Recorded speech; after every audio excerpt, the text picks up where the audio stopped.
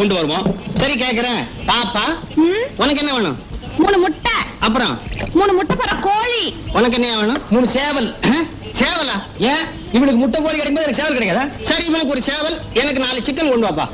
சீக்கிரம். என்ன வேணும் முடிவு பண்ணிட்டீங்களா? கொண்டு வரேன். ஏன்பா விஷயம் மொத்தம் கொண்டு வந்திருக்கீல்ல?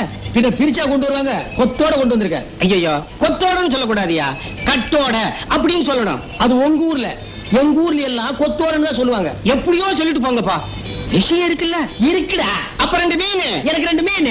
எனக்கு உங்களுக்கு தான் சொல்றேன், சாப்பிடியா? மெதுவா தின்றான். எனக்கு மட்டும் ஒரே ஒரு கோழி கொண்டா. இனிமே இந்த ஊர்லயே கோழி இல்ல. அப்ப ஆடு இருக்கு, அறுக்கிற ஊர்ல இல்ல.